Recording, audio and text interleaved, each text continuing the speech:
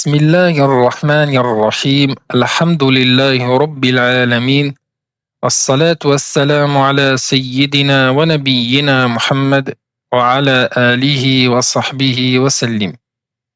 Nous allons voir aujourd'hui, Inch'Allah, la différence entre la lettre Dad et la lettre Va. Pourquoi? Car il y a un grand savant réputé dans le Tajwid qui s'appelle Ibn al-Jazari, qui est auteur d'un livre qui s'appelle Al-Muqaddimah, qui a cité un chapitre exclusivement pour citer les différences entre ces deux lettres. Pourquoi? Car il y a beaucoup de gens qui mélangent ces deux lettres dans leur prononciation. Par exemple, il y a beaucoup de gens qui, pour prononcer Surat al-Fatiha, ils disent Wala dhallin au lieu de dire Wala dhallin. Donc, ils vont prononcer la lettre Va au lieu de la lettre Dad dans cette ayah, par exemple.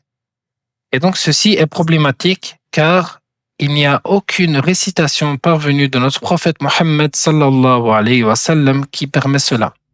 Et c'est pour cette raison, entre autres, que le cheikh Ibn al-Jazari a tenu à expliquer les différences entre ces deux lettres. Il a cité que ces deux lettres comportent plusieurs différences. La première est au niveau du point de prononciation, makhraj, c'est-à-dire qu'elles vont avoir un point de prononciation qui est différent. Le point de prononciation de la lettre Dad est différent de celui de la lettre Va.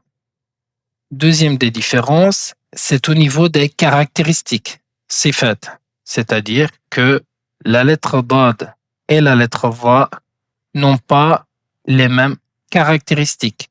Elles ont des caractéristiques qui sont identiques, mais il y a quand même des différences.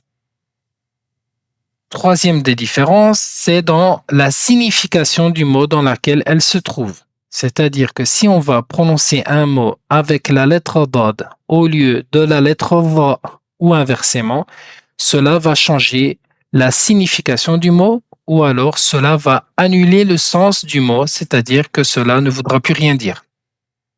Et quatrième des remarques, c'est que on doit toujours appliquer al-izhar lors de leur rencontre.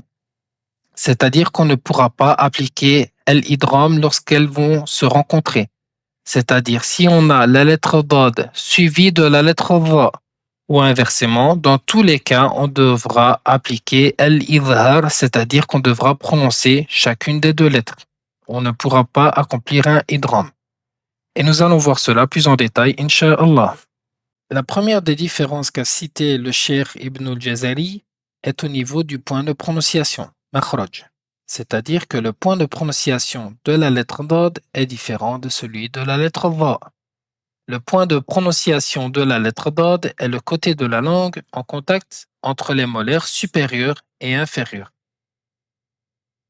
Par contre, le point de prononciation de la lettre Va est le bout de la langue en contact avec le bout des incisives supérieures, c'est-à-dire avec le bout des dents du haut, comme on va le voir. Donc ici, par exemple, pour la lettre Va, on va devoir mettre le bout de la langue en contact avec le bout des incisives supérieures, donc le bout des dents du haut. On doit dire Va, Va, Va. Le point de prononciation de la lettre Va est le même que celui de la lettre Zel et également de la lettre F. Elles ont toutes les trois le même point de prononciation. La différence entre ces lettres est en partie le fait que la lettre va avoir pour caractéristique l'isti'la, qui est l'élévation. C'est-à-dire qu'on doit élever l'arrière de la langue pour prononcer la lettre Va. Et c'est ça qui va lui donner un son grave.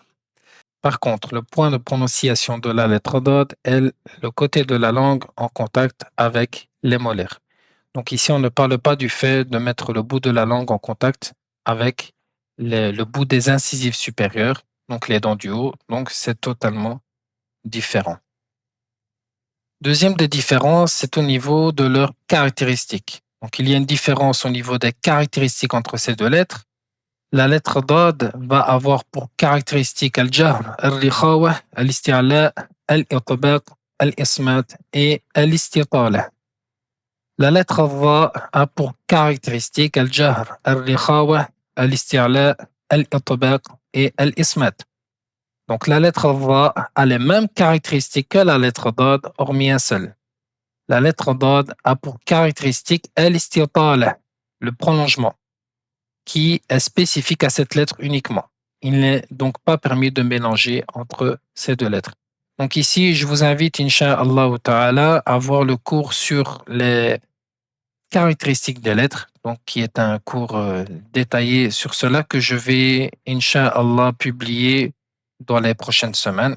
Donc vous pourrez voir plus d'informations à ce sujet dans ces vidéos, Inch'Allah. Donc ici, on voit qu'il y a des différences au niveau des caractéristiques. Donc la lettre Dad a pour caractéristique en plus el-istital. Donc, il y a aussi également une différence entre la lettre Dad et la lettre Va au niveau de la signification du mot. Donc, prononcer la lettre Va au lieu de la lettre Dad ou inversement dans un mot annule ou change le sens de ce mot selon le cas. Donc, des fois, ça va changer le sens. Donc, ça va vouloir dire autre chose si on prononce un Dad au lieu d'un Va.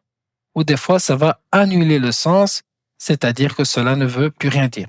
Par exemple, on a le mot dal qui signifie s'égarer. Donc ici, on prononce avec la lettre dad, ça signifie s'égarer. Si on prononce ce mot avec la lettre va en disant val, cela veut dire rester. Donc on voit clairement que cela change le sens du mot.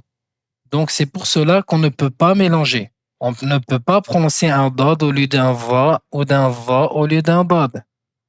Le dernier point est l'application de al-idhar lors de leur rencontre. La lettre Dad et la lettre Va sont rassemblées à deux reprises en Coran honoré. Dans la ayah Anqadha dhahrak, Anqadha dhahrak. Donc ici, on va avoir la lettre Dad avec une fatha suivie de la lettre Va. Et également dans la ayah Wa yawma ya'addu zalim, Wa yawma ya'addu zalim.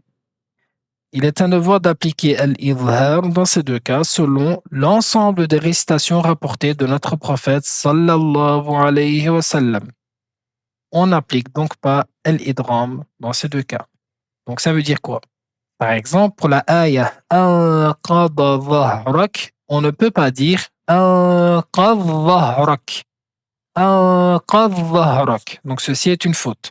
On doit absolument prononcer la lettre Dad et prononcer la lettre Va. On ne peut pas appliquer al-idram. Al-idram consiste à ne pas prononcer la première lettre, mais prononcer deux fois la deuxième. Donc on ne peut pas appliquer cela. On peut appliquer cela dans certains cas, lors de la rencontre de certaines lettres.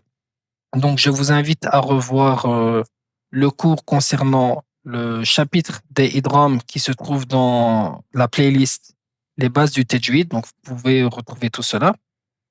Donc, mais ici, entre le dad et le va, on ne peut pas. Également concernant la ayah, wa yawma ya'addu zalim. Ici, on doit absolument accomplir al-idhar, c'est-à-dire qu'on ne peut pas accomplir al-idram. On doit bien prononcer la lettre dad et bien prononcer également la lettre va. Il y a une exception concernant ce qu'on vient de voir. Donc, il y a un seul mot dans le Coran honoré, dans Surat al-Takwir, qui a été rapporté avec la lettre dad selon certaines récitations et avec la lettre va selon d'autres récitations. Cela concerne le mot bidanin dans la ayah وَمَا هُوَ عَلَى الْغَيْبِ بِضَنِينٍ. Donc le mot bidanin, selon certaines récitations, il va se lire avec la lettre dad et selon d'autres avec la lettre va. Donc selon certaines récitations, on va dire bidanin et selon d'autres, on va dire bidanin. On va réciter avec la lettre dad selon les récitations de l'imam Nafi', de Ibn Amir, de Asim et de Hamza. Donc on dit bidanin. Selon d'autres récitations, on va dire bidanin avec la lettre va selon les récitations de Ibn Kathir, de Abu Amr et de Al-Kisa'i. J'espère que tout a été clair pour vous et on se dit à bientôt, Inch'Allah, pour la prochaine leçon. Assalamu alaikum.